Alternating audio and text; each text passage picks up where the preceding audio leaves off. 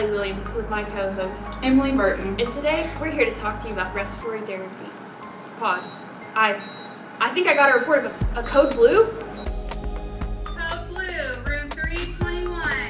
Code blue, 321. All right, we have a 52-year-old male came in on a COPD exacerbation with shortness of breath, requiring CPR. Hey, Casey.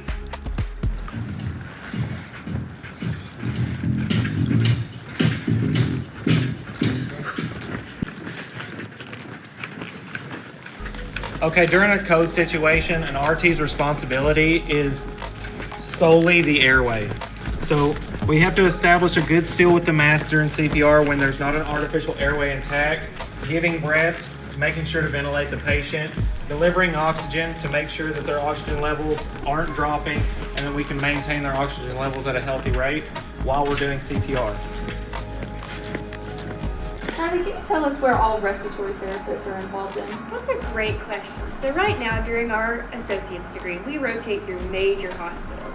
We work throughout the ICU, ER, NICU, long-term care, and rehab. But you have the possibility to go anywhere throughout those after you graduate.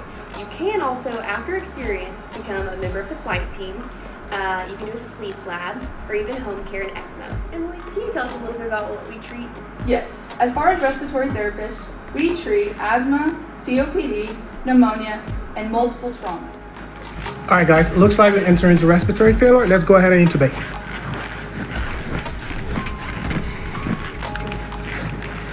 The doctor has decided to intubate. We will now establish an airway by placing an ET tube. During a patient intubation attempt, it's important that you keep the patient oxygenated until it's time to begin the procedure. The therapist is going to take the video laryngoscope here, as you can see, go inside, identify the vocal cords. You'll see here she's going to pass the cords with the tube inside. There's going to be an indication marker of when to stop once she's passed. And she's in. Going to come out. We'll inflate the cuff to get the tube in place. We're going to bag and confirm placement. We can also do this with our colorimetric on top. Secure the tube and get the patient prepped for ventilation. All right now we're just currently bagging, making sure that we have change of color to ensure that we have in-tidal CO2, that the patient is properly being ventilated, and we are about to set them onto our ventilator for mechanical ventilation.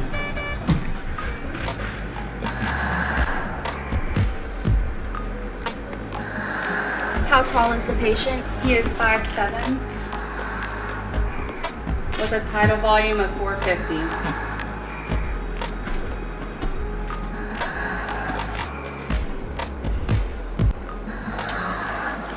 We will now hook up the patient. Ready?